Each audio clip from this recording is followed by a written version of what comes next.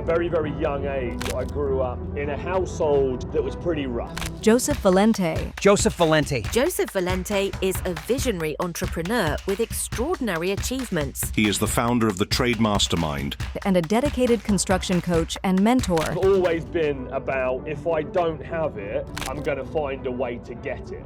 I didn't want to live the way that I grew up. As I grew as an entrepreneur, I realized that you've got to be careful who you get your advice from. In 2017, I was the first apprentice to buy Lord Sugar House. I failed on a public level. At the age of 30, this empire that I had created had disappeared. We've got the main man, Joseph Valente. I absolutely love what he's done. I'm a salesperson. I like to say I'm a little bit of a salesperson, but I'm a compassionate person. I've got my soft skills, my hard skills. But what Joseph does, he's relentless. And it's absolutely inspiring from where he's come from to what he's built, to then rebuilt, inspiring one of the biggest tycoons, billionaires in the world. So yeah, I just wanted to kind of start off with what makes you Joseph and how does it feel to be you? Hi everyone, how are you doing by the way? Good, thank you very much for coming here this evening. Really appreciate your time and taking the time to listen to my story. Hopefully I'll share some good value. Make sure you get plenty of questions in at the end and yeah, have a good time and enjoy the evening. So look, I think my story begins and where do I get me from? From a very, very young age, I grew up in a household that was pretty rough. My dad was an alcoholic.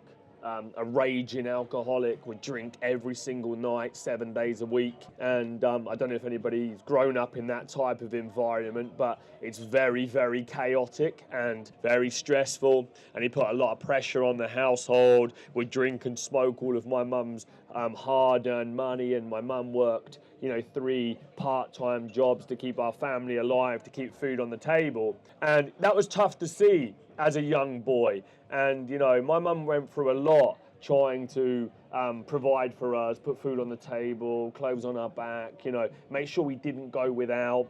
And so I knew very early on that I didn't want to live the way that I grew up. The woman that was taking so much care of me deserved a man to come into her life and take care of her eventually. So I made a commitment very early on that I was going to change my circumstances, that I was going to build an empire, and that I was going to put my mum into retirement and thank her for all of the things that she did for me growing up. So really a lot of my drive comes down to the need to give back to my mum. Thank you very much. There you go. That is brilliant. Early days. Yeah. How were you like in school? I can imagine you being a naughty boy. What on earth would give you that impression? So I was an entrepreneur through and through. And I've always been about, if I don't have it, I'm going to find a way to get it. And growing up without an abundance of money or being able to access the toys or the games or the latest trend as a kid that I wanted, I'd always find a way to hustle on the playground to get it. And I thought I think that's actually where a lot of entrepreneurship is born, is the need to be able to get the things that you want that you don't currently have and finding a way to connect those things up. And I needed to make money. I enjoyed the creativity of finding a way to solve a problem. And the problem that I had was if I wanted some sweets or if I wanted some football stickers or if I wanted some Pokemon cards, I'm talking primary school age, I would find a way to get it. One of my first entrepreneurial ventures. Did anybody here, maybe the guys in here, did anybody here used to collect the Merlin football stickers back in the day? Okay, we got any hands raised? Yeah, the football stickers. So as you'll know, those packs of football stickers, they were like 20p a packet, right? And every time you bought a pack, you'd usually get the same players, like the mid-level teams, and you might get a shiny in the packet. So I would buy up those football stickers, and you'd find yourselves with lots of swaps, we used to call them back in the day. And then I realised that I couldn't keep buying the packets, and I always wanted the buzz of opening the packet. So I took the swaps that I had. I went home with my sister one day, and I had lots of them, and I said, right, I'm going to make up my own football sticker packets. So we packaged them in packs of 10 instead of having packs of 7, and then we also charged a premium price and gave away a guaranteed shiny, which is what everybody wanted. So I think I took 20 or 30 packets to school the next day and came out with about £3.50 and went and bought loads more packets. So that was one of my first business ventures. Nice. And how did you go for it? So did you finish school? Did you go to university? No, so look, I was a good student up until year 6. And then my interest in education started to dwindle. The home life was getting really bad. My mum and dad were on the verge of breaking up. It had been many years of real hardship, and my dad had to go. I was getting into, early teen adolescence, and I was starting to fight back. I wasn't going to take it anymore. And it started to get really chaotic at home. So my dad left when I was 13 and disappeared, never saw him. Well, I saw him 12 years later after I started to become successful. I was 26. I'd already won the Apprentice. He showed back up again. Funny that, but he passed away last year, which is sad, and I wish I'd had a better relationship with him, but it is what it is. And I think in life, without my dad being the way that he was, I wouldn't be the man that I am. And I have a little boy now, and he's 2.5 years of age, and I love him to bits, and I will always be his greatest provider and his greatest mentor, and I'm always there for him. So you take the lessons that life has to give you, right? So we can only move forward. So I started to go off the rails big time. I didn't want to listen to anybody. My dad had left. I was young. I was out in the street. I was hanging around with the wrong crowd. I didn't want to listen to any type of authority. And I did everything I could to exit school. I'd go to school on one bus, I'd get off it, and then get on the bus and go back to where I came from. So I got expelled when I was 14.5 years of age, and in actual fact, it was probably one of the best things that ever happened to me, because I was done in education at that point. I was a disruption to the teachers and the rest of the students, so the reality is I shouldn't have been there. I was ready to go into the working world. I was very lucky that there was a man in my life from a very young age, and I think this is an important one to share, and it was my mum's brother. And my mum's family had my mum's brother had come from nothing, and he'd been a very, very successful corporate entrepreneur.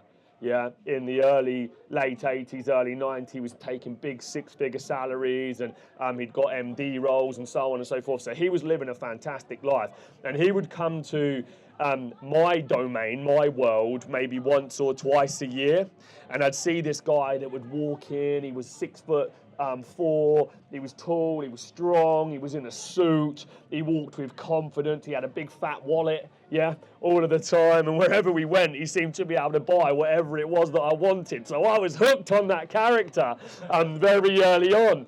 And I thought to myself, that's the guy that I want to be like. And I'm a big believer that success leaves clues. I teach and train businesses how to scale, and I look for blueprints, and I train and teach blueprints to the businesses that I work with, because for most of us, unless you're building a unicorn business, it's already been done. And so the hard work's already been done, the successes and the failures, and it can be learned from other people. So I looked at my uncle and I said, well, I want to be like you. And I looked at my dad and I thought, I don't want to be like you. And I realized that there was a different path that I could go down. And so when I was 14.5, there was a local guy. He was 25 years of age. He was a good-looking guy. He was well known in the area, and he had a plumbing business. And his plumbing business, and in the town that I grew up in, being a tradesperson, okay, getting into a trade, it was a skill for life, and you could earn fantastic money. And this guy had a great income. He had a nice BMW, he had a beautiful girlfriend, and he had everything that I thought I wanted at 14.5 years of age. So I said, right, Darren, let me come and work for you for free for a year and a half, and when I turned 16, put me into college and then start paying me, and I'll go through my plumbing apprenticeship. He did just that. He said, yeah, no problem, come to work. And then overnight, I went from the worst student to the best employee. This guy became like my dad, and he was the father figure and the mentor that I needed at that time to keep me on the straight and narrow, and gave me a great opportunity. I delivered for him, worked very, very hard, and at the age of 16, he put me into college, and that's where my journey back into education began. Brilliant, brilliant. Let's jump to 22. Yep.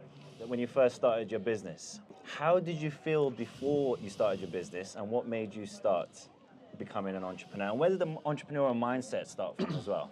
Okay, great question. So when I was in college, the aim of the game was to become a qualified plumber, right? As an apprentice, I don't know if anybody in this room's done an apprenticeship, but you get paid very low wages, okay, with the promise that when you qualify, you get the big bucks. And it was £80 a week, and when you qualify, you were going to get a decent amount of money, so that seemed like a good way in for me. You got to work and learn. So when I qualified as a plumber at 18, I thought that, right, okay, this is good money. It's not as good as what I thought it was going to be, but the gas engineer is the main guy in this space, not just the plumber. So if I want to get even more money, then guess what I've got to do? I've got to keep educating myself, and I've got to keep leveling up. And this has become a theme in my life, where I always chase the next level, but I understand that it's the personal development and it's the investment in myself that is the key to getting to that next level. And so I went straight into the training for gas engineer. By the time I was 19, I was a qualified gas engineer. Fast forward 2 years, I'd been doing the job for since I was 14 now, and I was doing this job as a gas engineer, making £50,000 a year, and it was a great salary, and I was doing really well, and I'd hit a good income, but I found myself doing the same job every single day, and I'd reached the pinnacle of what a gas engineer could earn and do in that marketplace. And, you know, I'd always had the dream to go to Australia, to travel and go and see the world. So I'm quite an impulsive guy. And when I make a decision, it happens quickly. And I would say sometimes that's I've got it wrong and I've made the wrong decision and I've been too hasty. But in a lot of cases, my ability to pull the trigger with no fear in the hope and take the risk that it's going to get me somewhere better has been an asset. And I think as entrepreneurs, as business owners, if we want to get to the next level, we've got to be willing to take a risk. Okay, you've got to shoot big and you've got to aim big. You've got to dream big. You also got to know that sometimes you can miss big. Yeah, and that is also a consequence of success, is failing. And you have to be prepared to lose. And, you know, when we get to a bit further on in my story, you'll see a scenario where I shot big, I lost big, but actually it's some of the greatest lessons that ever happened and has allowed me to become even stronger as an entrepreneur. So I went to Australia for 6 months, had an amazing time. Has anybody travelled Australia in here? Yeah, fantastic. A couple of people. You guys will know the famous spots, yeah? What it's like up the East Coast. It was amazing. It was freedom. It was just everything a 21-year-old could have asked for. Had a fantastic time. But after 6 months and of running out of money and drinking way too much alcohol and having too much party, I realised that I needed to come back and I was ready to build. I'd got it out of my system. But like many people, I came back and I got straight back into the job that I tried to escape from. I'd gone backwards. And, you know, 1 minute I was on the Gold Coast, the next minute I was back in Peterborough, you know, on the tools, doing the job that I tried to run away from. And I realised that something had to change. Now, I'm a big believer that results go where energy flows. Seek and you will find. But you have to put a lot of effort, energy and attention into that goal and that destination. And the law of attraction will bring it to you eventually if you are patient. And 4 to 5, 6 months later, my mum got me Lord Sugar's autobiography for Christmas. Now, have we got any Apprentice fans in the room? Hopefully everyone, yeah. And so my mum got me Lord Sugar's autobiography for Christmas. I'd always been a major fan of the show. And being in the trade and living in a small town, I'd always been idolizing this aspiration of being an entrepreneur in London. A guy that was in a car with a driver and wearing suits and being in the big buildings. That was my vibe. That's who I wanted to become. And so, you know, every time the Apprentice went on and you'd hear that music, it just would ignite a fire in me to be great. And so I think a law of attraction did into my life very, very early on without even knowing what the law of attraction was at that time. But then my mum got me Lord Sugar's autobiography. It's called What You See Is What You Get. I'd highly recommend the book, but it's about that thick. And I hadn't read a book for, you know, at least 15 years. And I don't know what it was that made me pick it up. But that bit between Christmas and New Year, there was a 2-week period where we had annual leave. And I read it cover to cover, and I remember picking it up, and I was hooked after the first page. And I was staying up, no joke, for 8 or 9 hours till 6, 7 in the morning, just reading this book.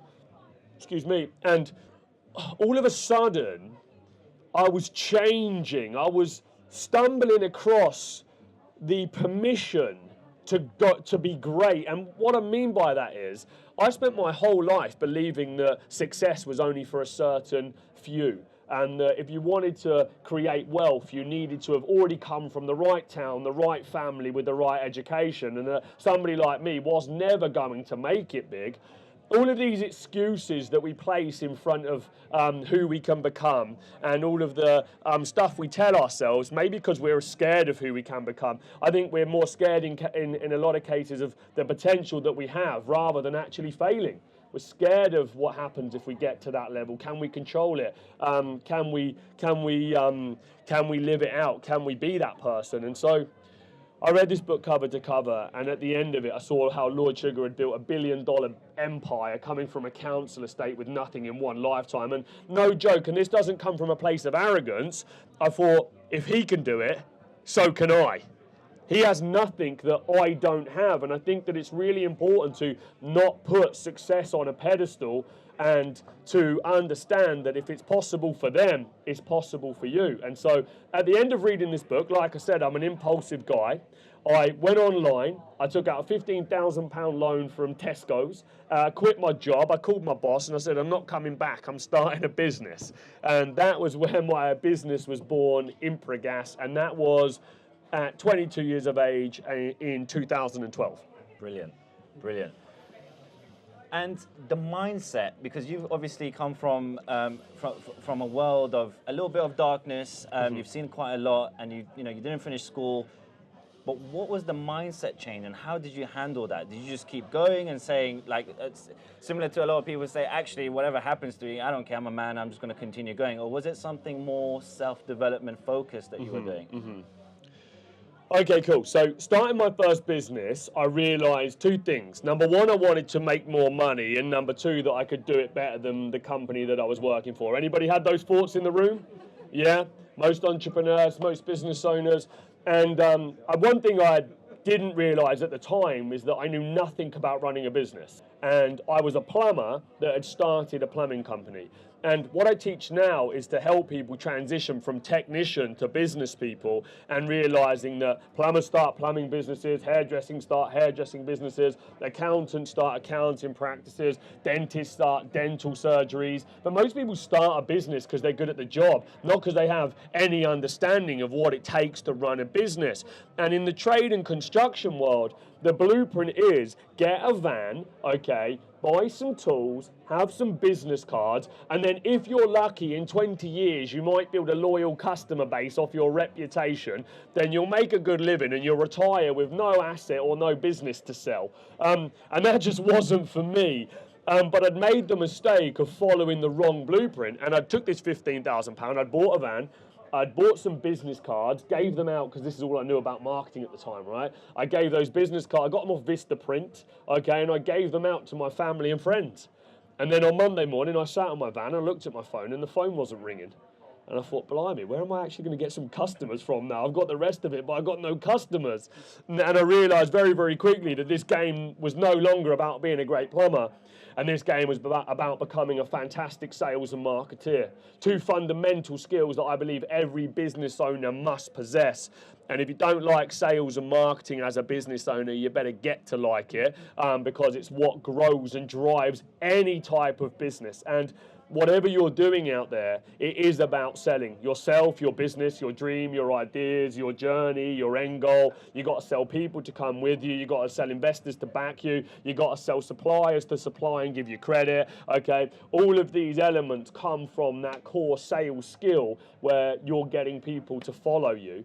And I started the business because, like I said, in the early days, I knew that £50,000 a year wasn't going to get my mum into retirement. £50,000 a year wasn't going to build me the life that I wanted. And so I wasn't even selfishly thinking about my mum at myself at the time. I was thinking more about my mum. I was like, I've got to make some wealth here to be able to take care of her. That's the number one priority. And so I just went on a crazy. When I started my business, I was just obsessed. I can't tell you how obsessed I was to get to this destination and to put my mum into retirement. So that was the drive. I don't fear failure. I've never feared failure. I didn't fear risk. People around me feared the risk for me. I didn't fear the risk. And what you're going to experience as time goes on and as you climb and grow as entrepreneurs, and you've probably experienced it in your own journeys many times, I'm sure, is that you back yourself, but just because you back yourself, it doesn't mean that those around you will. And sometimes the people that we need to back us, our loved ones, our partners, our parents, our friends, they're the ones that hold us back the most. And they don't usually do it maliciously. They do it through love, and they're afraid for you. But they're afraid for you because they can't do it, not because you can't do it. And as I grew as an entrepreneur, I realized that you've got to be careful who you get your advice from. And I use the analogy that my mum had to cut a penny into four. That was how she came up. That's how she lived for many, many years. So she was not very she was completely risk averse. She wasn't a risk taker. She never borrowed money. She never leveraged finance. She didn't understand that world. And I have a lot of billionaire mentors and a great billionaire network, and I am going to become a billionaire. That is my number one mission, okay? I want to help 1 billion people. I want to change this world, and I know wealth is going to help me do that. I don't want the money for me. I want the money to help others. But I go to my billionaire mentors for billionaire advice, and I go to my mum for parenting advice. If I went to a billionaire on how to be a great parent, they probably never saw their kids growing up, so I don't ask them that. And I also, vice versa, don't ask my mum how to become a billionaire, because that's not her game. So just make sure as you grow and the circle that you have around you is that you're conscious who you're getting advice from. And I stopped asking people or telling people what I was doing, because in a lot of cases I didn't get the response that I was after. Awesome.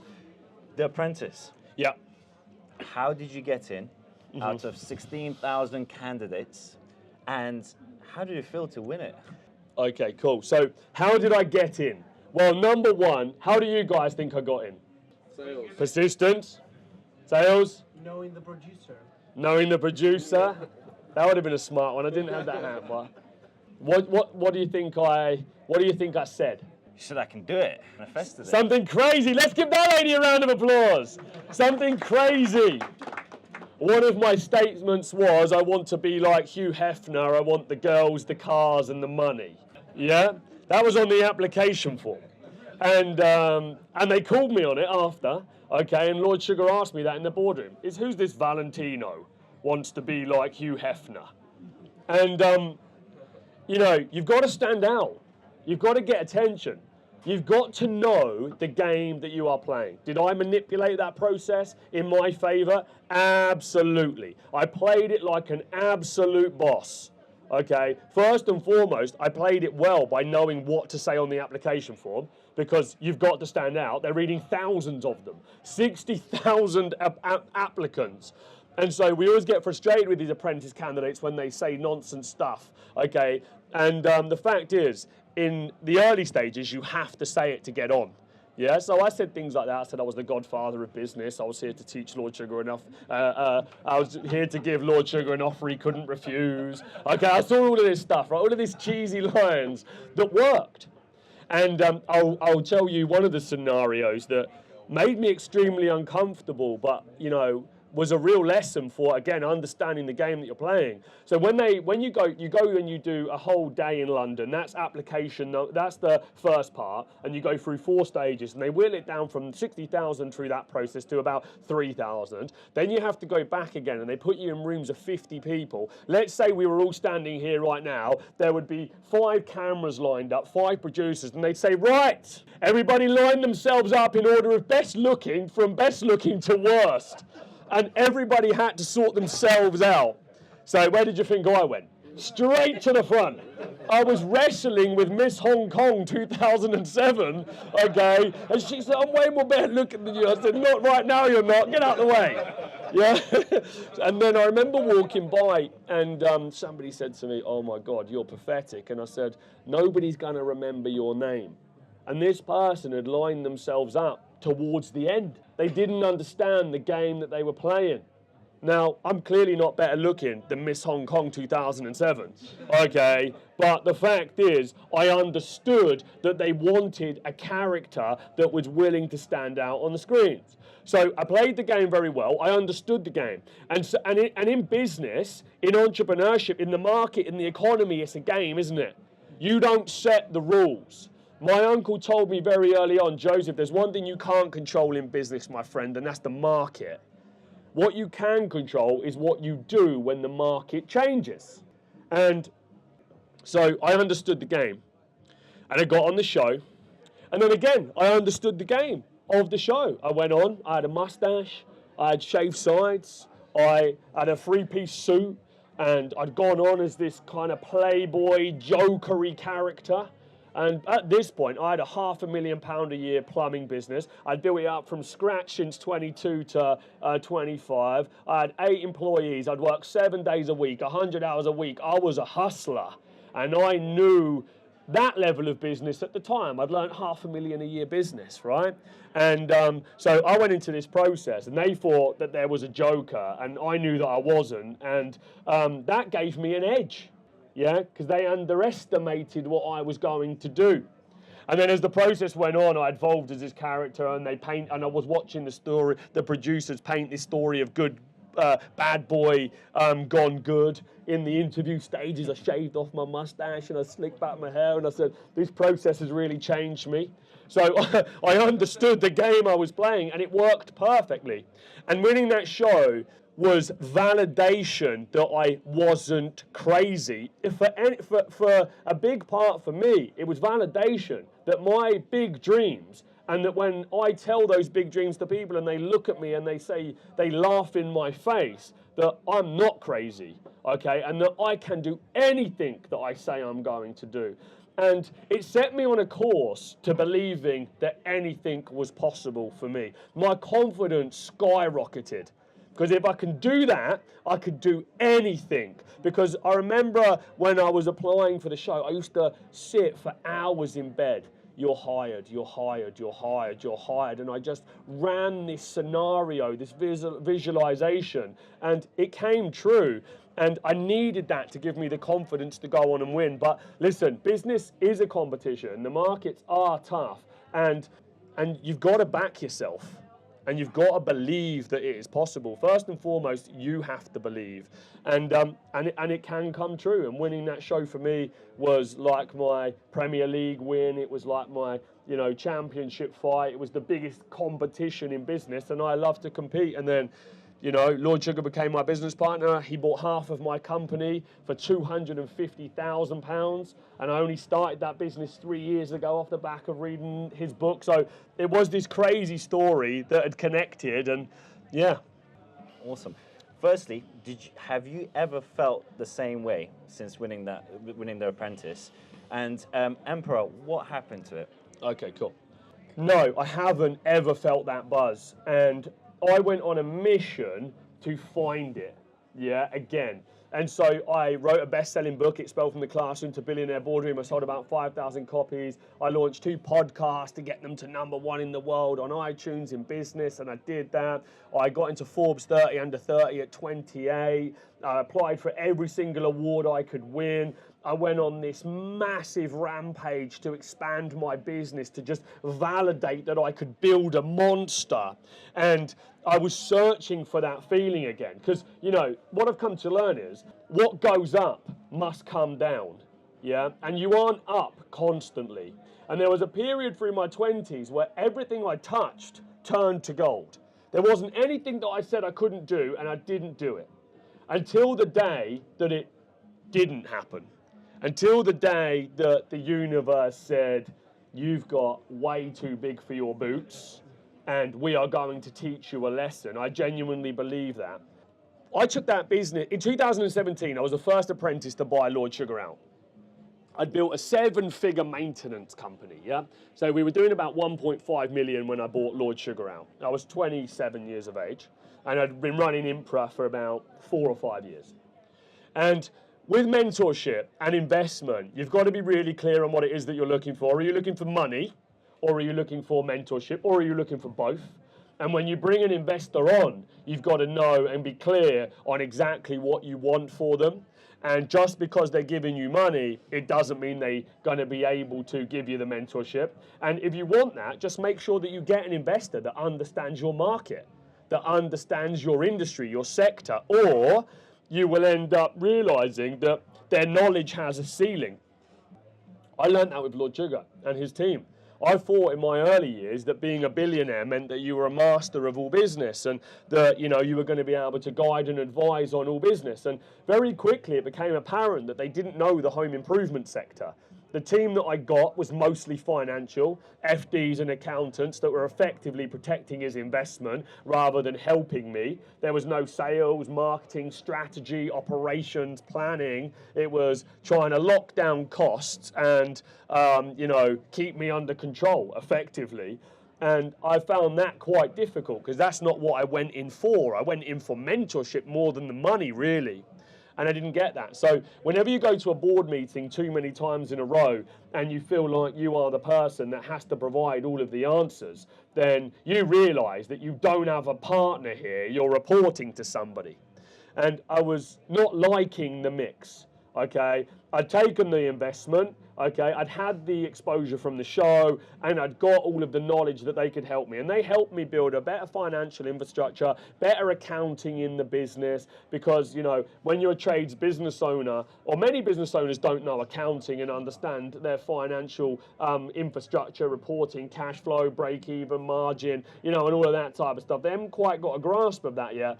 And I didn't have a grasp of that for the first couple of years in my business. I was just so focused on selling the service, delivering the service, selling the service, delivering the service, hoping that in the background it might connect up and I might make some money at some point in time. And I thank them because they brought me into the world of accounting and made me understand that business is all about numbers, and that without the numbers you don't know your business. And so I became obsessed with learning finance, and you know, I've had some really fantastic financial people work for me, and I've got a really good understanding of that now. But I knew that I'd run out of advice and I wanted to expand.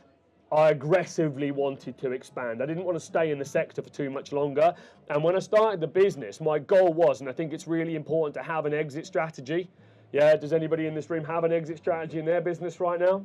Yeah, you got to know when you're getting out, because you got to know what you're actually building towards. And I do think that the ultimate goal for any business owner is to become redundant from the business. And even if you don't exit, if you build for making yourself redundant, then you have an operation that works without you in it. And so I wanted to build national, and I wanted to exit.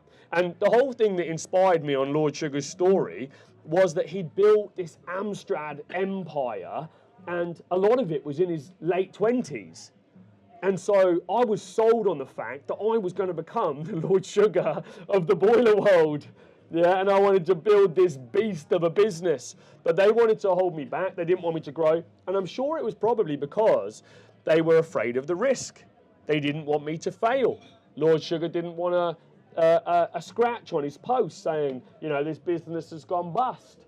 And as you guys will be well aware, any fast-growing business is a severe risk of running out of cash and going bust. And the reason that most businesses go bust is not because they make a profit or a loss, it's because they run out of cash. And so I didn't know that at the time. I know this all now. It's easy to say in hindsight, isn't it? But I didn't know that at the time. So I wanted out. I thought I knew what I was doing. I was extremely confident, probably quite arrogant as well. And I thought I could go and take this business and go and do what I wanted to do, and nobody was going to tell me otherwise. And so I approached him. I said, listen, I've had enough of coming here every single month and reporting to you. Unless you're going to help me and you want to help me build national, then this partnership needs to be over, because I want to go and build national. I understand you're afraid of the risk, so let me get out now while the business is in good financial health, and if it fails, it's on me, and you've washed your hands of it. And he agreed. He said, nobody's ever spoken to me like that before. And he came back to me and said, you know what, Joseph, I'll let you go. Good luck. And that's where the partnership ended. At the time, I had nearly 40 staff, and I'd only won the Apprentice 2 years ago, and this had never happened before. So it was a very ballsy move that I'd made here, and I had to get my team and my people fully on board to be able to back me. Thank you very much. Perfect timing. I should have got still water because it's quite gassy. Keep drinking that. And then so basically, fast forward to 2019, I take an Impra to the largest boiler installation business in the UK. We had 100 staff, we were doing £1 million a month in direct sales, 6,000 boiler installations a year, and I was operating in every major city in the UK. I'd killed myself to get there. I'd spent every pound that we had to get there. I'd built a monster of an organisation that was extremely operationally cost heavy. And it was fragile because it was built on direct sales effectively. If the market's strong, we sell. If the market stops and my sales stop, my cash gets hit hard because I hadn't got any further rounds of investment. That was probably my biggest mistake. And I thought, well, I'd had such success growing it from 2017 to 2019, and the sales just kept growing and the cash flow kept coming. I thought these sales can never stop. And this is always going to be the way now until... Go back to 2013 when my uncle said to me, Joseph, if the market changes, the winters were getting warmer. 2019 was an extremely warm winter. I'd expanded into Glasgow, Wales, to Cornwall. Okay, our head office was in Peterborough. I'd gone to every corner of the country.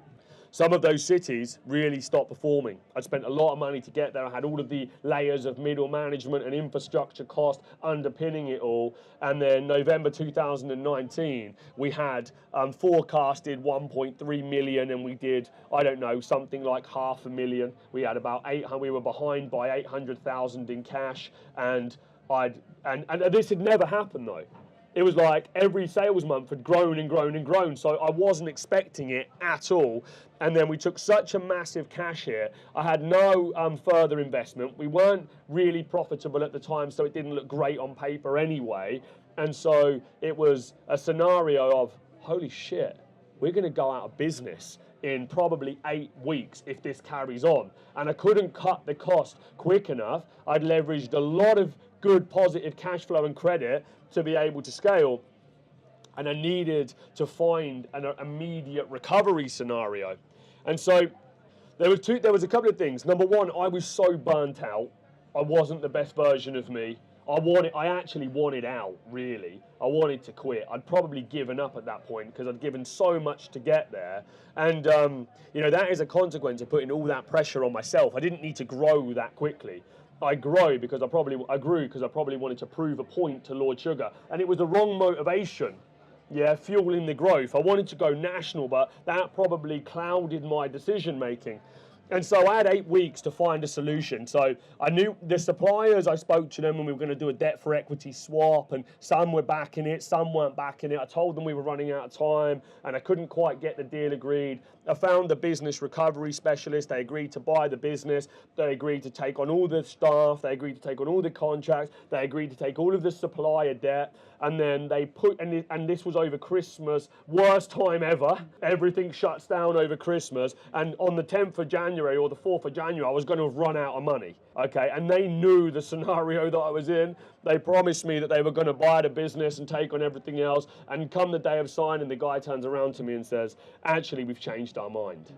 And what we're going to do, Joseph, is we're only going to take the brand, the assets, the staff, and the contracts, but you're taking control of the debt, and you're going to shut that down, and that's going to sit with you.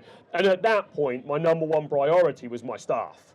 Yeah, they were going to get to keep their jobs. So I thought, best of a bad situation, this isn't too bad. The customers are going to get to keep their warranty and their contracts, and these guys will set up a new co that's going to trade with the suppliers so they can recover some of this lost money.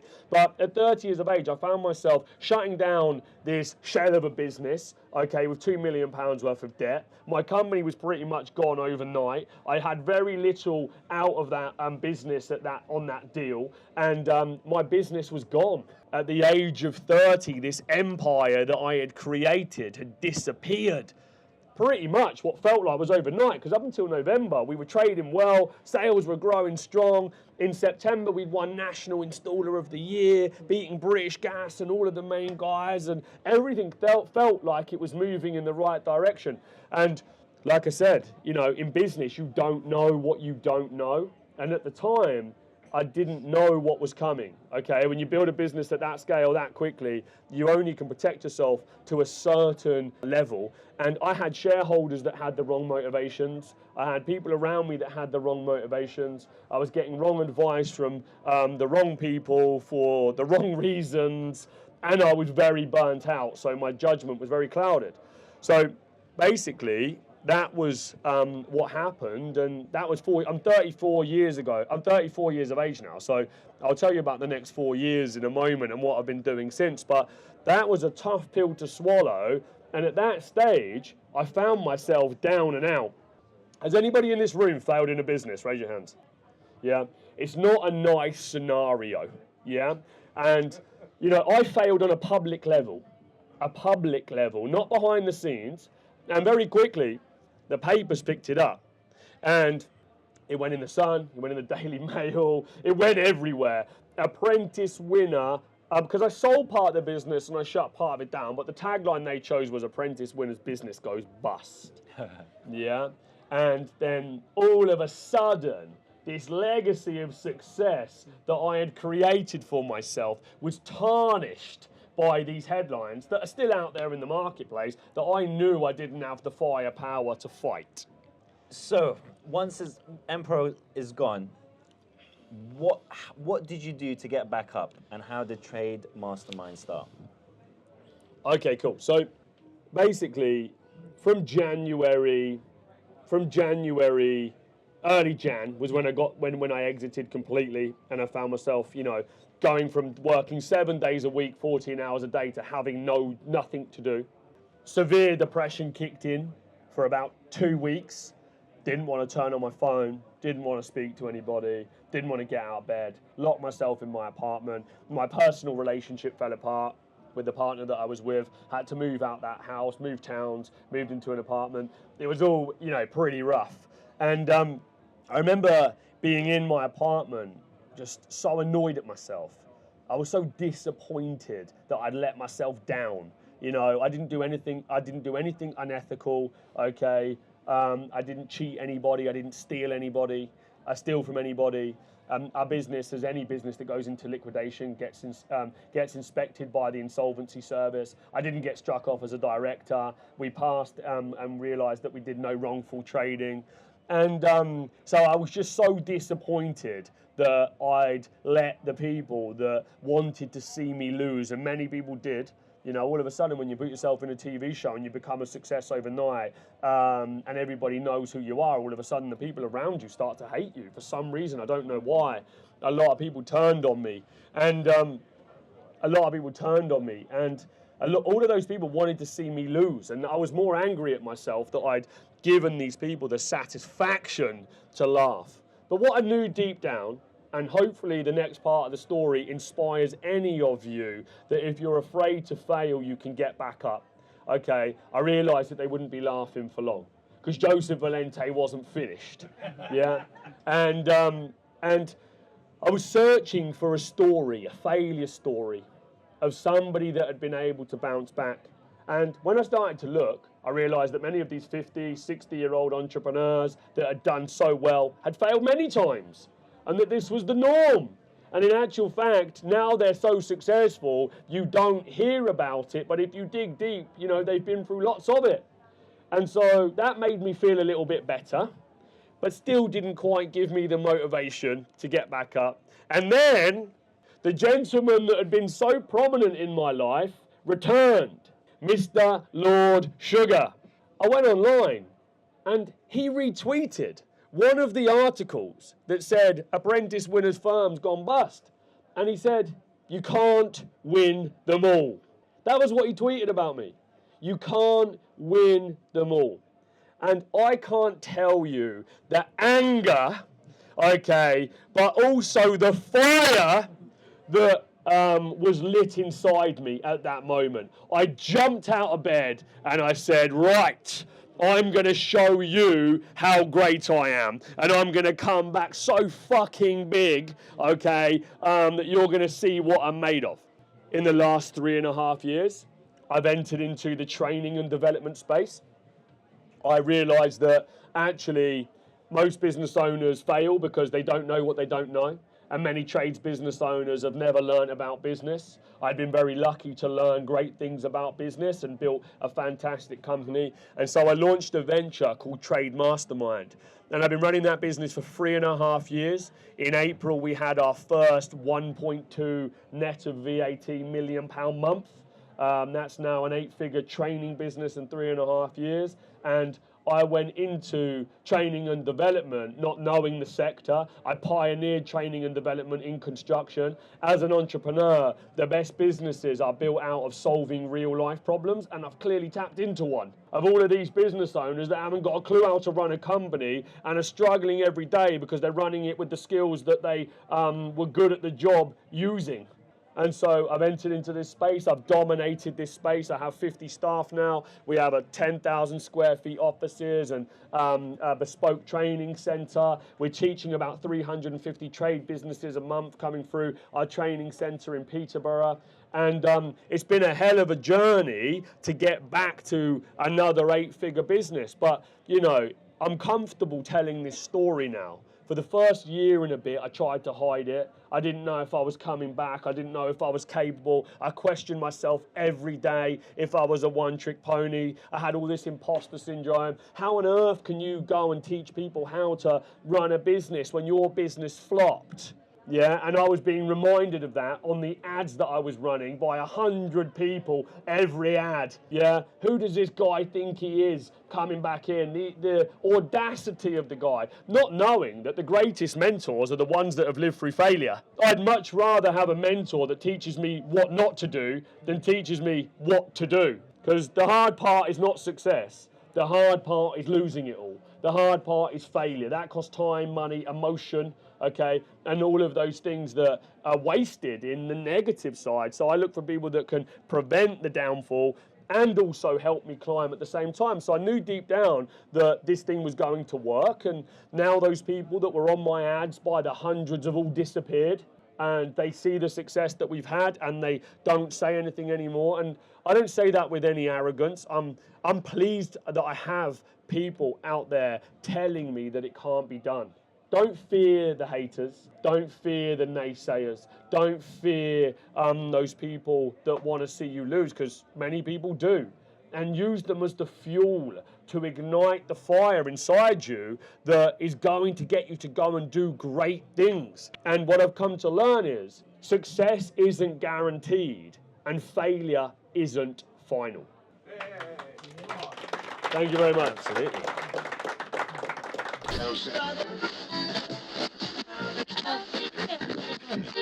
When it comes to public speaking, do you find yourself lost for words? Do your palms get sweaty? Does it become hard to breathe? Do your legs turn to jelly? Does every time you speak sound like alphabetic spaghetti? Do you not have enough volume? Is your voice high-pitched and tinny? Do you stutter, clutter, mutter, mumble, fumble, stumble, bumble, grumble, muddle, fuddle, diddle-daddle, find yourself upstream without a paddle? If the answer is yes, let's talk. 30 years experience. Unique, eclectic approach. www.thespeech.coach. How does it feel to go from £10,000 a month to £250,000 a month to then 1.2 million? How do you feel? How do you handle that? there's a video with Robert De Niro and a couple of others that does the rounds on TikTok. And he says, when things are going well, just be calm.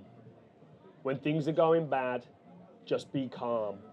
The 20-year-old version of me, when things are going well, thought that, you know, this is never going to end. The 34 version of me knows now to be calm. And, you know, one good month doesn't make a great business. And, you know, you've got to continue to show up every day. And one of my mentors, Alfie Best, he says to me, all that you did, Joseph, and many people have done it, is you started to believe your own hype. You started to think you were that good. And you took your eye off the ball. And so now I don't think that, hopefully I'm a lot more conscious. The one thing I never wanted to lose, and I hope that nobody does, because this is really important, is that you lose the belief. Because, you know, when you fail hard, it can hit hard. And your confidence rock bottoms. And, you know, that doesn't mean that you shouldn't go again. So what? It's water under the bridge. You've got to find a way to pick yourself up. And I've come to learn that on those dark days, everyone wanted to be my friend when I was an Apprentice winner and I was on my way to the top. And very few people wanted to knock on my door when I'd lost it all. They're all coming back now. That's funny though, isn't it? Yeah? They all come back out of the woodworks and want to get to know you. Again, all of those people when you're on the way back up. But in my life, since I was 14 years of age, I realized that no one was coming to save me. My dad had gone, my mum had given up on me, the teachers had wrote me off, everyone said I was going to be a failure. I knew that I was on my own. It's me versus me. Okay, and if I can back myself, I can look after myself, then I'm always going to be okay. I don't need anybody else to validate me, to help me, to push me. Okay, of course we need great people, but the first person that you need is yourself, and you've got to have that belief. And I understand my ability. I know what I'm good at. I know what I'm not good at. And one thing I do know is how to scale businesses. My expertise is not in developing a product and raising finance. Okay, that's not my bag. My bag is a service or product-based business that can be sold through lead generation to driving big sales teams. That's what I know how to do very well. That's what I learned how to do in my 20s.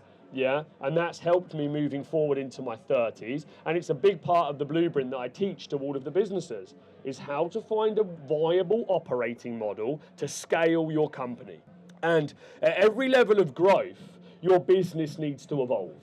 Your business needs to change. Yeah, Netflix has that famous sign that says, we started in DVDs, keep going. And people try and scale the same model. My biggest mistake in Impra was the model I took to 7 figures, I took to 8. But it couldn't survive as one product line at 8 figures. It needed multiple product lines. But I didn't diversify quick enough. But usually what happens in trade specifically is people diversify too early. A small business will open up and start offering 5 or 6, 7, 8 services, and they've got a couple of resources and they can't possibly deliver. So I'd learned and tapped into the niche of the riches are in the niches. Okay, and that scaling one product to 7 figures is the right thing. But when you get to 7 figures, £1 million is about the right time that you need to start adding product lines to scale. Okay, and then you want to introduce new product lines, and that should take you to 8 figures and beyond. There's a great book by Michael Masterton called Ready, Fire, Aim. I don't know if anybody's read it. 0 to 100 million, but I'd highly recommend that. And it talks through the 4 stages of entrepreneurship. 0 to 1 million. 1 million to 10, 10 to 50, and 50 and beyond. And it will talk you through all of the challenges and things that you're going to come up against. And I think that would be very helpful for many people in the room. But I intend to take this business to 2 million a month by September. I want to get it to 100 million in the next 2.5 years. And I am going to exit big. I am going to exit big out of this business. And I see that as my stepping stone to create a big leap in wealth. And then hopefully set me on path to this billionaire journey that I want to take on. I do want to say, there's a saying that I love, and that is, an atheist says, show me and I'll believe. God says, believe and I will show you. Yeah? An atheist says, show me and I'll believe. God says, believe and I will show you. And who in this room's got wild dreams? Raise your hands. Yeah? Okay, dreams that only you can see in most cases. And a lot of people are going to tell you that those things can't happen, but you have to believe that they are going to happen. And if you put your faith in God, if you put your faith in the universe, if you put your faith in yourself, these dreams will 100% come true. Your team, Yep. how do you manage them? How do you motivate them? How do you keep them going? How do you get them to the £2 million mark? Okay, so who knows Ben Francis Gymshark, the story, yeah? So one of the things that he says is, from 0 to 10, there can be no opinions. One person calls the shots because you don't have time for discussion. From 0 to 10, yeah? And so I listened to that and I thought, you know what? He's absolutely right. And as you grow a business, okay, and when you want to scale a business, somebody has to be accountable if you want to grow quickly. So my style is, and this is my style, so it might be unpopular with some people in this room, I get it, and we've all got different styles, and we should all run a business in a way that suits us. I think it really comes down to the founder and the CEO, and they set the culture. And that culture is the culture that needs to trickle down throughout that organization. And as you go a business, it's really important to bring in great people, but it's really important to bring in great people that fit the culture. Or you start to get different pieces of culture, and it starts to have an identity crisis, and it doesn't know what it is. And so I'm quite bullish. I run my businesses hard. I expect results. I want to grow quickly, and I don't mess around. I don't want to use the word dictatorship, yeah, but in some cases from the outside in it probably looks like that. And it's not because I don't want opinions. At the pace that we are growing, sometimes I can't afford to listen to those opinions. And I think I give everybody a fair opportunity to contribute. So, I don't know how good of a picture I'm painting here for those people that don't like my style. But the fact is, in a business that you're trying to drive high performance from, and my business is high performance, okay, we have a call center that drives bookings, that fills out discovery days. So every day, every minute, every hour counts, right? Because we're hitting real tough KPIs that need to be delivered. So you can't run that business softly. It's not the type of organization. So I'm a hard performance driver. I give people a lot of time and attention. I think I'm a great mentor. I don't take any shit, and I get results on a day-by-day basis. Brilliant. And if you want to watch him in action, watch Unfinished Business. Yeah. It's brilliant. Okay, cool. Before we pass on to the audience, what would you say? There's a lot of entrepreneurs here, starting up, some seasoned entrepreneurs. What advice would you give these guys around what you've done so far? Cash is king. Cash is king. Growing a business costs money. So where are you going to get it from? And there's two ways to get finance. Well, there's a couple of ways to get finance, but it's private investment. You're either borrowing that money, okay, or you're going to get it through driving sales. And you've got to understand where that cash is going to come from. If you want to grow, you've got to understand how you're going to fuel that growth. And I'm pretty good. I mean, I built Trade Mastermind with no investment. It's an 8-figure business. I've taken zero investment to grow this company. Okay, what I have done is I started with a £1,000 an hour coaching product in 2020. Yeah, and my first 20 clients paid me. So look, I went from nothing. Okay, I went from an empire to nothing. Within 3 months, I'd had Trade Mastermind doing £100,000 a month. In 3 months, from a startup. Okay, in lockdown. I started in January 2020, and I was going to do an events business, and I started putting money into marketing to fill out events. 8 weeks later, the market changed again. And all of a sudden, this event model that I'd been following, that many trainers and personal development entrepreneurs in the UK have, that opportunity disappeared. So I need to think on my feet, and I needed to think on my feet quickly. And so in lockdown, I started running webinars. And in the middle of lockdown, in an hour and a half, I was selling a training course for £1,000, teaching business owners how to build a sales strategy, and I was selling 25 of them in an hour and a half. Yeah, I had no overheads, I had 3 staff, I had very little marketing budget, and I was probably pulling £20,000 profit every hour and a half, okay, out of the business. So very quickly, I was able to sell my way to cash flow. Does that make sense to everybody? Yeah, I generated the cash flow through driving sales. And because I've spent millions and millions and millions of pounds on marketing, on all of the platforms from Google to paid leads to social media and more, I understand what platforms work, at what cost per lead, at what cost per acquisition, where the volumes are and what type of audiences are there. So I know where to put the money. Because in marketing, it's about knowing where to put the money. And many business owners, they get a marketing budget, and marketing's a lot of trial and test, okay? A lot of trial and test. But you really want to, you want to trial and test on small budgets. You always want to trial and test. I'm still trialing and testing. I spend about 100 grand a month on marketing at the moment, on paid leads. And I know which platforms work, and I also understand the return on investment. And so you've got to build products that are viable, that cash flow positively, okay, against what it costs to sell the product. What is the cost of acquisition? How much do you sell it for? What's the margin on that product? And then if you get it right, and training is a great business because it's an information-based product, so once you've made it once, you can sell it 10,000 times. There's no cost to build, okay? So, it was a very profitable first stage of that business, meaning I could generate lots and lots of cash flow, and I knew to put it back into marketing, and I knew to put it back into sales. Now, fast forward 3.5 years, my average order value of my training product is £25,000. I don't sell anything cheaper than £20,000 now, okay? And all of it is a 12-month training program.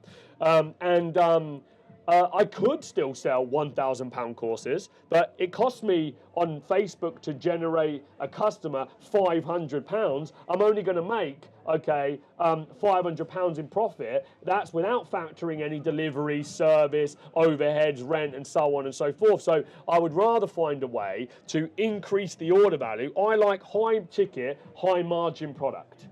It's the easiest business to run, because there's lots of free cash flow, okay, and there's lots of profit to be able to reinvest. And I think if you get your product and service right, and you evolve your product, because it went from webinars, then the world opened up again, then I went into events, it became a 3-day event, then there was a mastermind off the back of that 3-day event, then there was a 12-month academy, okay, and now there's a whole array of products and services off the back of it. But you get your products and services right, they will help drive the cash flow, but you've got to understand the cash flow.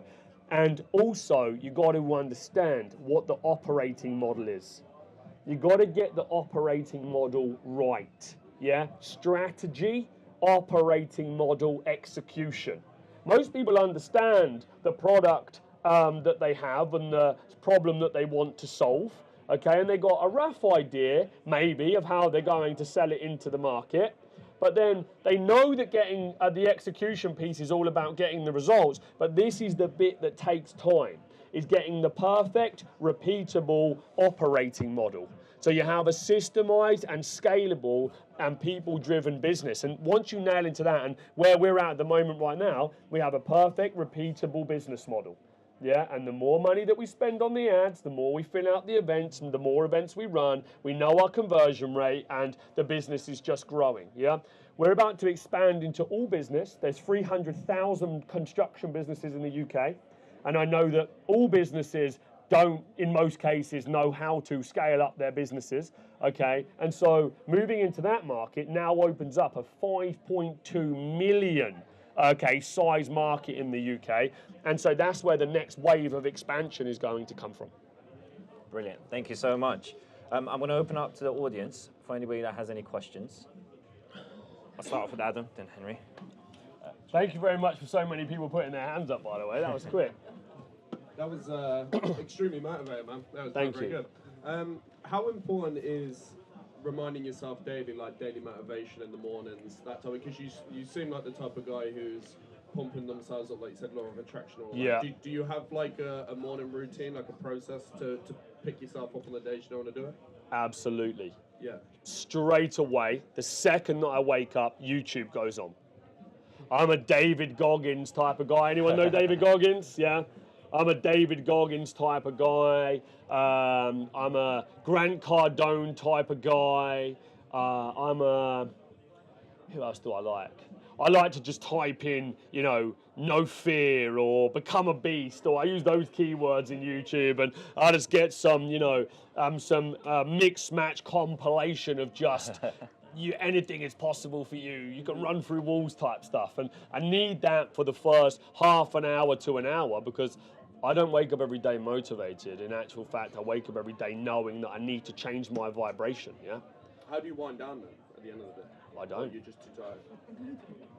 I just work so hard until I pass out. Love it, man. No, I don't really have a wind down routine. I just work hard and then go to sleep. Love it. Henry.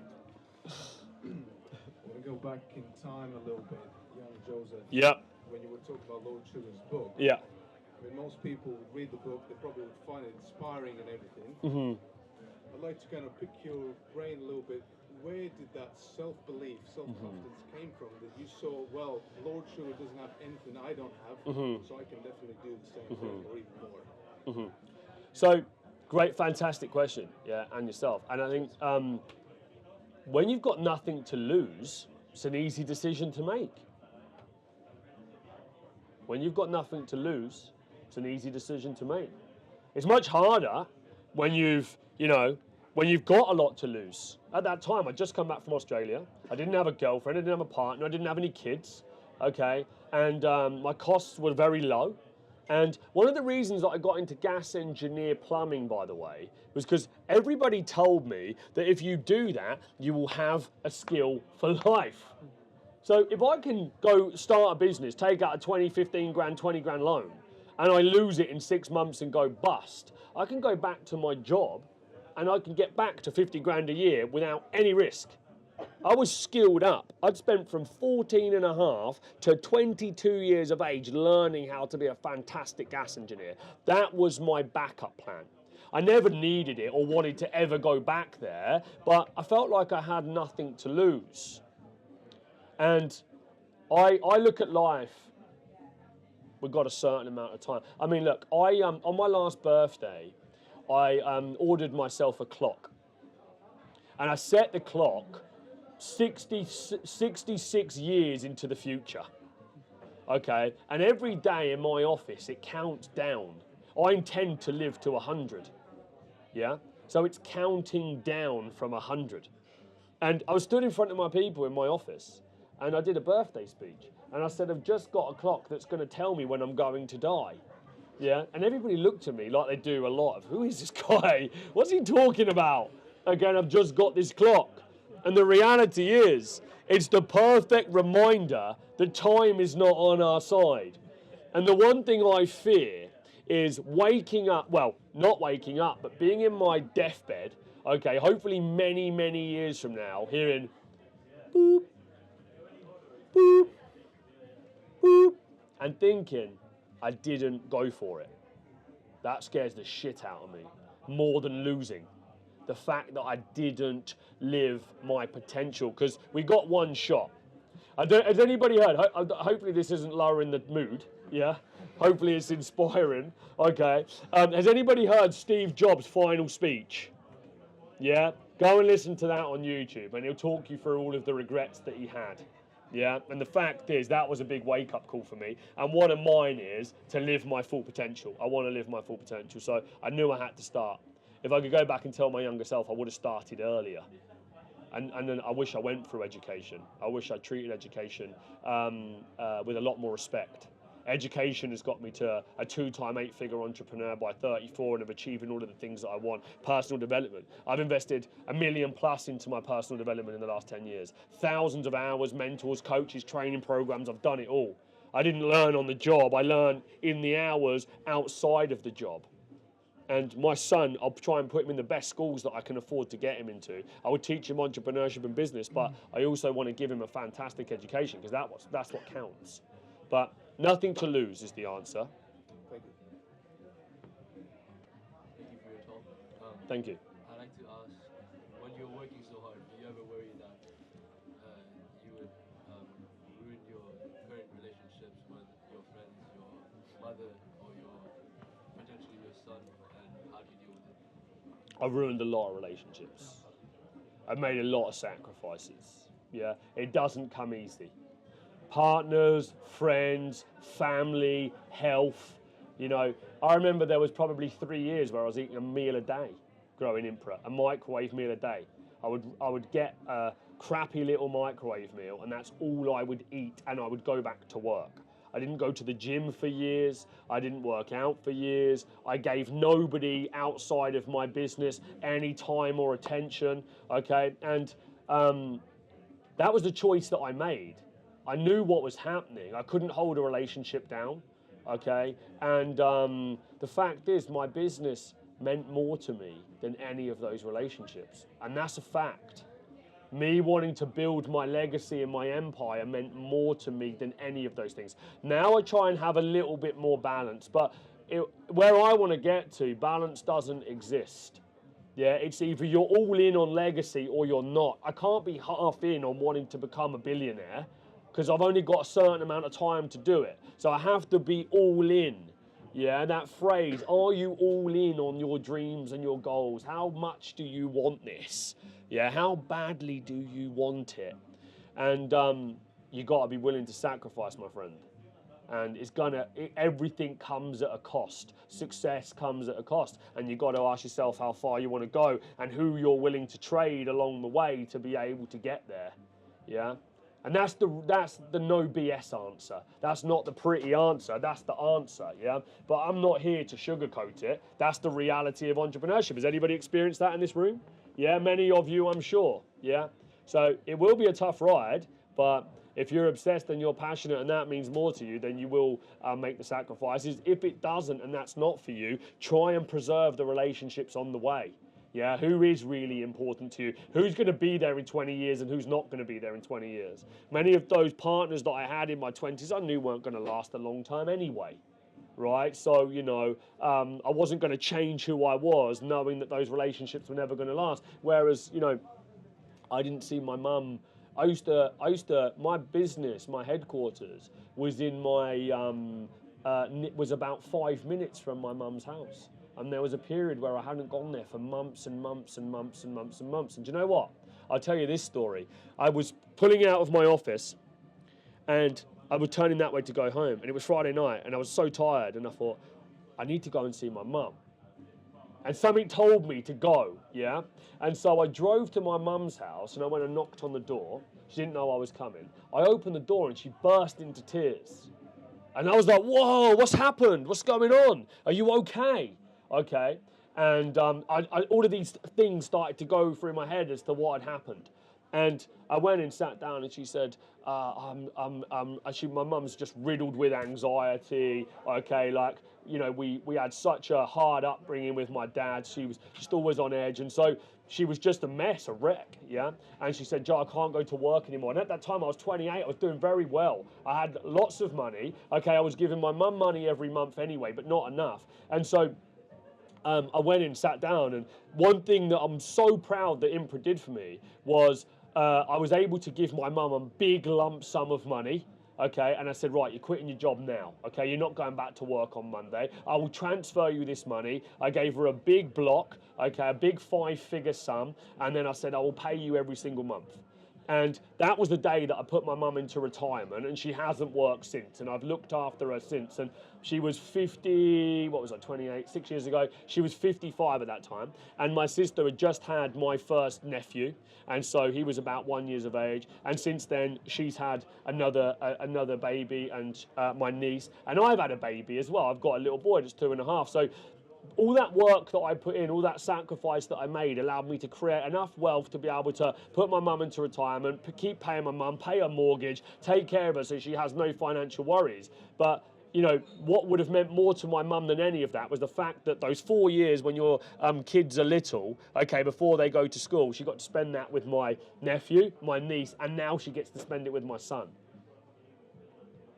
So really, I sacrificed my time with my mum, but I gave my mum back time with people that she probably would have appreciated it more with. Does that make sense? I took the bullet so they could have the life, yeah?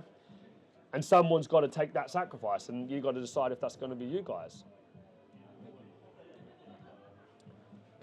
Is he going to go on? You're picking the question, sorry. That's all right. You know, really inspirational, like speaking about your story and like, you know, what resonates. I've read a lot of books on like people's success. Yeah. And it is always the deciding factor is, are you willing to go that extra mile? But what I want to ask is, obviously, I think you've touched on it. It's like, what makes you happiest? And one or two things that I really touched on is doing the best by your family, kind of like making sure your mum's okay. And this might just be me, but that's what I'm motivated by. Good. My driver is always am I doing the right thing? What does success look like? Even if I make a lot of money, do I really want that money, or do I want it to make an impact on other people's lives? Yeah. And there's a bigger question on sustainability as well. Like, you know what I mean, how we live our lives, and you know what you want, and like you're very motivated. And, like your story is incredible, and you know what I mean. And you should be very proud of, like, especially like wanting to do it for your mum. What makes you happy? One of the points that you said is taking care of other people. I think the most selfish thing that you can do is help other people.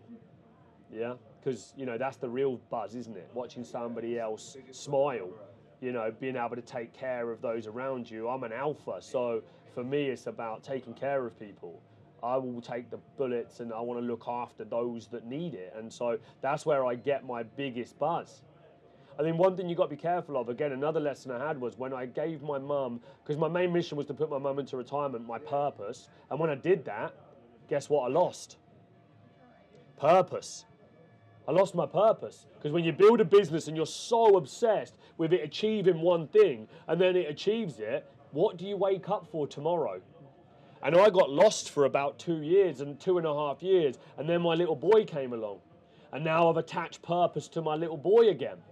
And Cardone says, you've got to be selfish and you've got to go to war for your dreams first. Because if you don't do it for you and you make it about everybody else, then you're never going to be happy because you're always trying to make everybody else happy. So he's selfish in his approach, and that makes him the best version of himself, which I quite like that mindset and that mentality. And ultimately it allows you to be great to other people. But right now the motivation it's been my boy 100%. That's the legacy, you know. A great guy, Ed Milet, he talks about the one coming along, he says. He says in every couple of 100 years in a bloodline, the one comes along. Yeah, he shows up, he's different to everybody else in the family, and the one comes to change the future of the bloodline. Yeah, and I feel like I'm the one.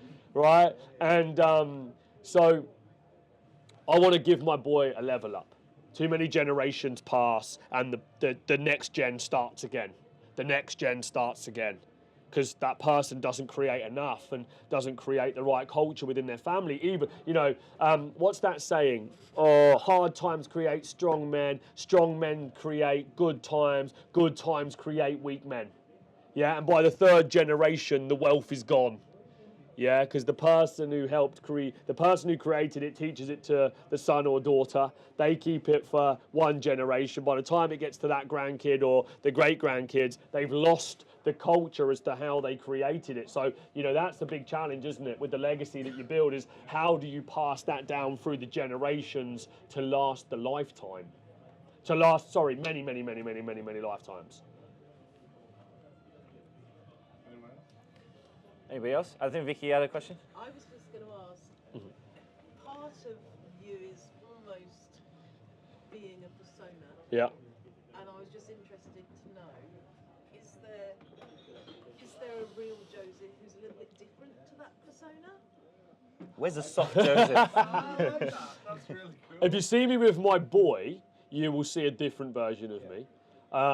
If you see me on Unfinished Business, ranting and raving and shouting, and that is genuinely who I am. Who I am here is who I am. There is no persona. I don't put on an act. When I said I wanted to be like Hugh Hefner, I wanted the girls, the cars, and the money. That was the persona. But hopefully you guys think I'm authentic. This is the real version of me. That's why I don't.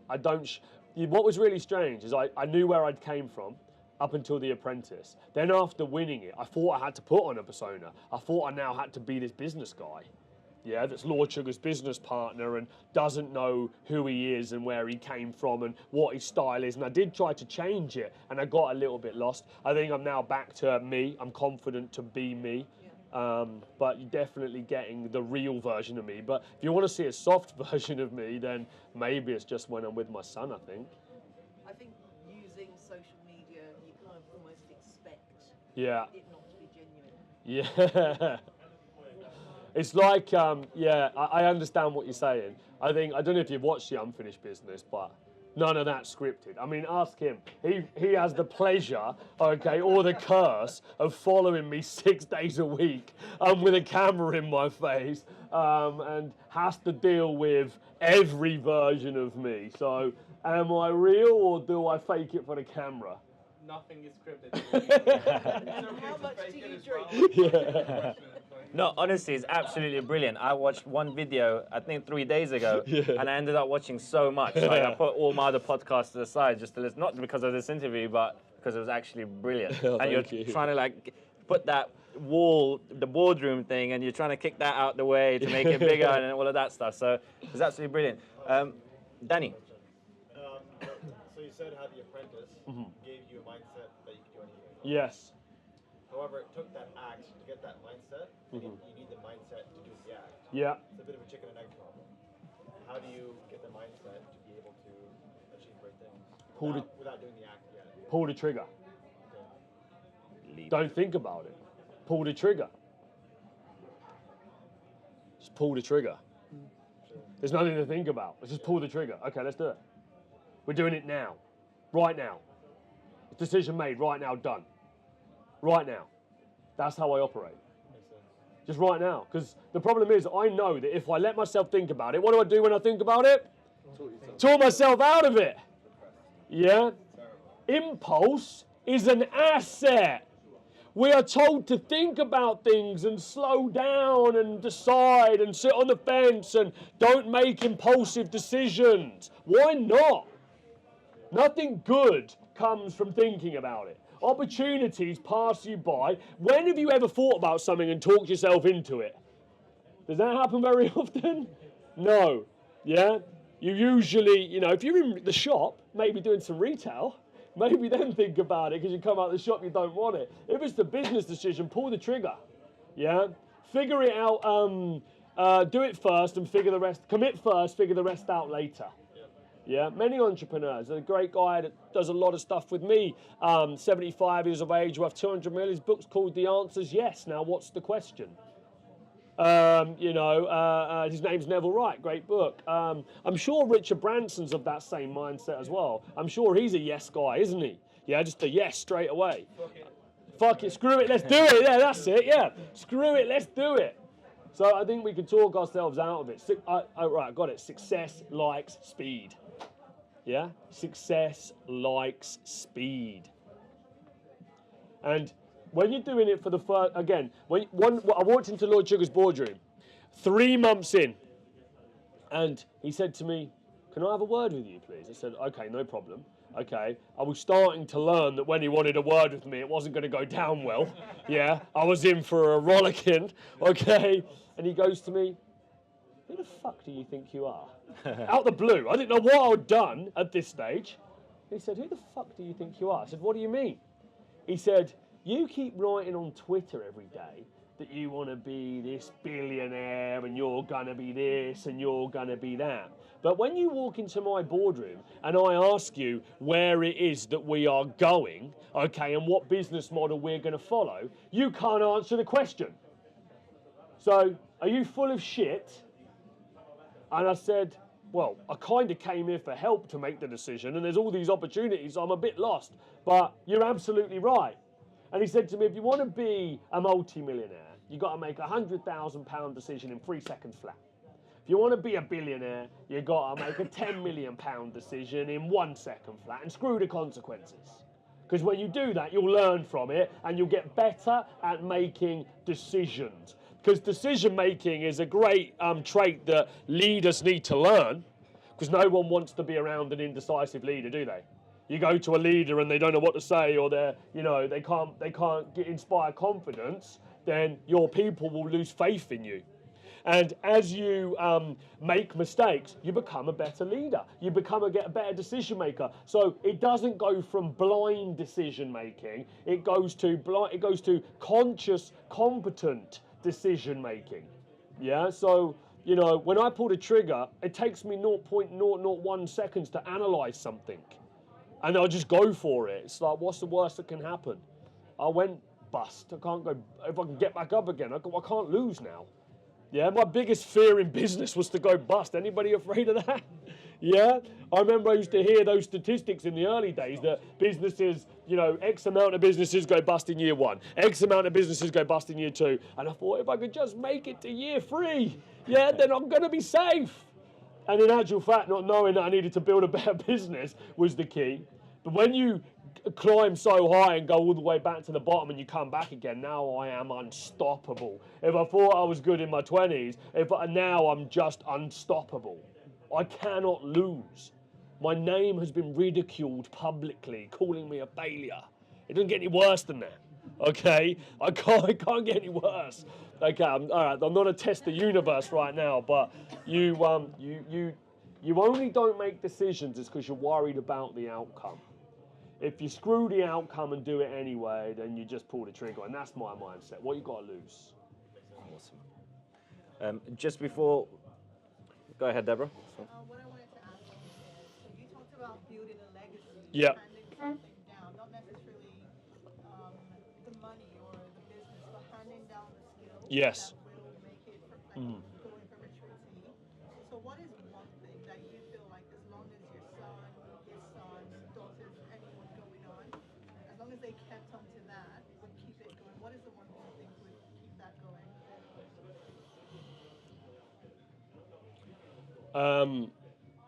The trait would be to always invest in yourself, personal development. If my bloodline gets smarter, they can't lose, because the key to this game is information. It's knowledge. Knowledge is the real power. Yeah, it's a game of knowledge acquisition, really. Growing businesses is about acquiring new knowledge. This is the business owner, this is the business. If the business owner doesn't invest in himself and doesn't grow, then he takes his business here. If they hit a great run and their business goes to here and they haven't learned anything else, guess what happens? This business starts to creak, stretch and break, implodes and then goes back down again. So it's a game of trying to outrun the growth of your business, because if you're at the helm of it, it will plateau when you stop learning. If you look back at your business and say, this thing ain't grown, have you grown? Not the business, because you're the leader. How far have you grown? How much have you grown? So it's about knowledge acquisition. Now, I take my little boy, he's 2.5, I take him into events with me, I get him on the stage with me, I make him stand there, I hold his hand, and if I do a talk for an hour, he will stand on the stage with me for the whole hour. Yeah, I'll pick him up, he'll run around behind me, he's in a room full of 100 businesses. He's in this environment that is going to allow him to build confidence, going to allow him to build networking skills, business skills, he's going to see it all. It's going to be ingrained in his DNA. So I think it's personal development, because if you keep investing in yourself, guys, you can't lose. You only lose when you stop learning. Coming from somebody that hated education in their teen years, it's a big statement, but I search every day for new ways to invest in myself, because to get to where I want to get to, I've got to keep growing personally, not the businesses. I'm not looking for the next $1 million idea. I'm looking for the next best version of me. If I can instill that into my kid, then and he can instill it into his kids, then you know what, my bloodline will get smarter, and if that becomes their priority, then wealth and money will become a byproduct of the success, or you know, you're paid in direct proportion to the value that you add to the marketplace. And when you acquire more knowledge, you become more valuable to the marketplace. More knowledge sounds like one club. Sounds like one club. Let's give one club a round of applause for putting on this great event. Thanks. No, thanks to you. Thanks to you. Usually I do a bit of a talk around community and stuff like that. So, but because you've seen the lows, the highs, the wonderful, the dark, what does community mean to you? And what does it mean to get value and value distribute between communities? Or within the community? Your network is your net worth, and you know, the more time you spend with great people, success rubs off. And you know, I break my time into thirds. Spend 30% of your time with people that have that are where you have come from, so it reminds you how far you've come. Spend 30% of the time with people on your level, so you can share those challenges, problems, okay, and so on. And then spend 30% of your time with people that are doing more than you, so that you've got something to reach up for. And so this club, this community, it will give you, okay, probably a good part of those second two. People that are on your level and people that are raising the bar that you guys can chase. And you want to be around people that understand, okay, and are supportive when things go wrong. I had a great mentor when my business was going down. His name was Adam Stott. I owe him a lot. He helped my sanity. He had a 50 million car business in his 30s and lost it all. He told me everything to do to protect myself legally and financially, and I did it all. And it paid off. I was secure and safe. I traded right, I got the right information, and so on and so forth. So, you know, be around great people. And have an environment where you can compete. You know, coming where there are winners forces you to level up. Yeah, inspires you to do more, shows you what you're capable of. And, you know, show me your friends and I'll show you your future. Awesome. Thank you for that. Round of applause for Joseph. Thank you very much. I think this guy's got a question. We're going to take one more. Do you want a question? You talked about 30 and 30 and 30. Yes. Like 90%. Yeah. All right, 33, 33, 33. 10%, yeah. I guess it's you. Is that something that includes mental health, therapy? Yeah. You seem like a very strong person. Yeah. How do you keep that sanity? Personally, you've been talking about businesses, you've been talking about family, other people, but how do you keep you being you and healthy in order to be able? How do you fill up your jug in order to fill up other people's jug? Yeah. I gotta say, I love that, by the way. I've never thought about it like that. Now I'm going to use that, yeah, if you don't mind. That extra 10% is for you, yeah? Fantastic way to put it. How do I keep my sanity? I go to the sauna on a Sunday and I sit in there for an hour and I won't leave the sauna until I am about to pass out. Or I won't leave until I've been in there for 1 hour. And every time I go, I have to add a minute on because I've just got this weird OCD thing where I have to add a minute to try and beat the previous minute. But I go in there and I suffer. I need to suffer 1 hour a week to the point, because the sauna, who uses the sauna here? Yeah? I've been in the sauna for 2+ years and still within 10 minutes I want to get out. Yeah, so to stay an hour just takes such strength, and that's my time. And that builds the resilience in my mindset to be able to go again. I use that for my mental strength. It's such a strange, unique answer, but it's the answer. Go and sit in the sauna for 1 hour a month, 1 hour on a Sunday. If anybody wants to do that, please drop me a DM on Instagram and just tell me that you've done it, and then we can compare sauna stats. Thank you so much. Just a little bit about One Club. It's our birthday on the 25th of May, so we're very excited to hit a new milestone, 2 years in. And as you guys know, startup world, ups and downs. And we've come to a point where the club's grown pretty fast. We've been recognized as one of the top 7 private members clubs in London, one of the fastest growing to ever exist, purely because we create that space for authenticity. We create space for everybody aspiring to be brilliant, to be their best true selves, to come into the club and really just showcase who they are. And out of that, there's been some great businesses that's been built from the connections that's been made in the club. There's been some really, really great stuff happening. And from my side, we've come to a point where we sat down as a team and we said, actually, let's work on the members. Let's see what they really want. Let's have member feedback sessions. Let's have catch-up calls. Let's sit down together. Let's have maximizing one club sessions and really understand what makes them who they are and why they're stuck or why they're moving really fast, and help them reach to the next milestone or help them build a roadmap. We've got lead generation. We've got pretty much everything Joseph's got. And of course, he's coming in as well. So it's absolutely brilliant. You've got amazing people in the club. You've got the great entrepreneurs toolkit. You've got everything inside. I had a chat with Gordon earlier. He said, you've got everything in the community. Why isn't everybody using this? And I said, the ones that know about it and the ones that know how to use it, they use it. But the ones that don't, maybe they need help asking for help. Right? Ask us what you need. We'll break the ice for the collaborations. We'll help you find the right toolkits within the entrepreneur's toolkit. We'll write benefits, write collaborations. And let's really build you, because when you're built, when you get to the next level, when you hit your new milestone, we've hit our milestone. So that's what we're about. We're about you guys. So let's just really build this community together. And thank you very much. And thank you, Joseph. Thank you. Well done. Thank you for listening.